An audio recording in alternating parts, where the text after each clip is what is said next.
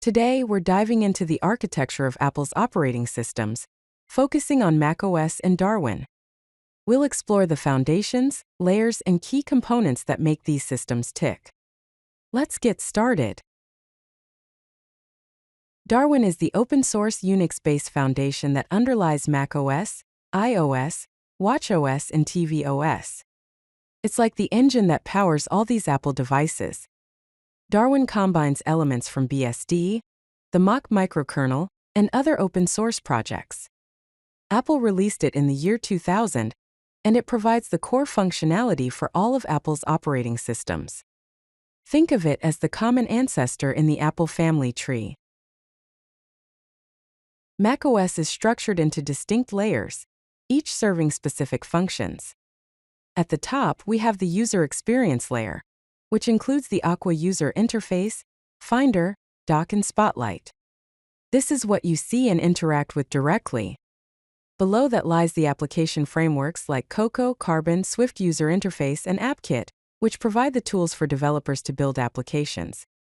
Next, we have core services such as Core Foundation, Core Audio, and Core Graphics. These services offer essential system-level functionalities.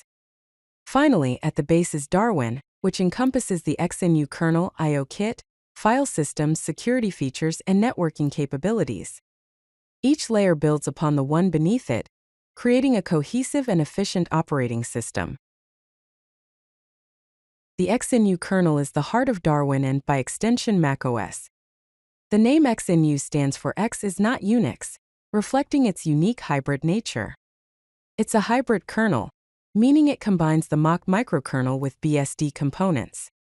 The Mach microkernel handles essential low-level operations such as memory management, inter-process communication, and scheduling.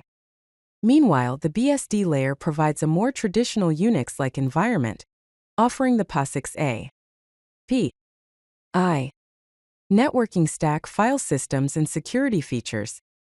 The I/O kit is also a crucial part. It is an object-oriented device driver framework written in C++. Being open source under the Apple Public Source License, the XNU kernel is accessible to developers and researchers alike. The Mach microkernel is a key component of the XNU kernel, and it has several important features. Tasks and threads are the basic units of execution, allowing the system to run multiple processes concurrently. Inter-process communication, or IPC, enables message-based communication between different parts of the system.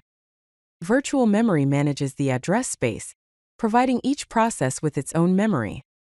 Scheduling handles preemptive multitasking, ensuring fair allocation of resources. And finally, synchronization primitives like locks and semaphores manage access to shared resources, preventing conflicts. As an example, take a look at the code snippet. It shows an example of Mach inter-process communication message send, illustrating how messages are created and sent within the microkernel. The BSD layer in Darwin provides several critical components and features. It ensures POSIX compliance, meaning it adheres to the standard Unix API. For compatibility, it includes a process model for process creation, signal handling, and user and group ID management. It supports various file systems, including Apple File System, HFS+, and network file systems. The BSD layer also offers networking capabilities with BSD sockets and ATCP stack. Finally, it implements security features such as permissions, sandboxing, and entitlements. This layer brings a wealth of Unix-like functionalities to Darwin, making it a robust and versatile operating system. The I/O kit framework is an object-oriented driver framework that plays a crucial role in Darwin.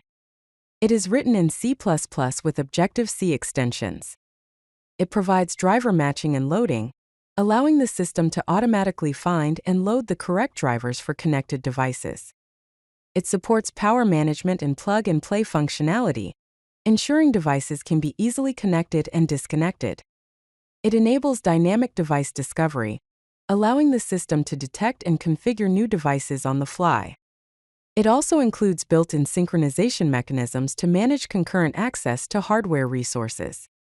Take a look at the code example. It shows an example of IOKit driver class declaration illustrating how drivers are structured within the framework. macOS employs a multi-layered security approach to protect the system and user data. Gatekeeper verifies app sources and notarization, ensuring that only trusted software is allowed to run.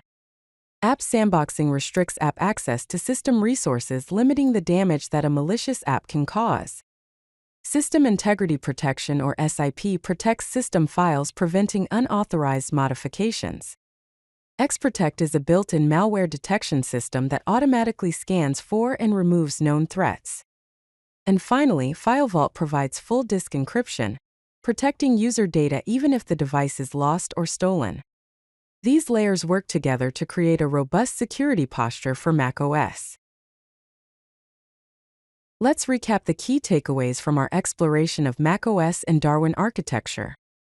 Darwin features a hybrid architecture, combining the Mach microkernel with BSD components, creating a flexible and powerful foundation. Darwin's open-source nature allows for community contributions, while Apple maintains proprietary layers for user experience. And finally, multiple security layers work together to protect the system and user data, from kernel-level protections to application sandboxing. Darwin's architecture demonstrates how combining different operating system design philosophies can create a robust foundation that powers multiple platforms while maintaining security, performance, and developer accessibility. If you like this video, hit that like button and don't forget to subscribe. Visit codelucky.com for more such useful content.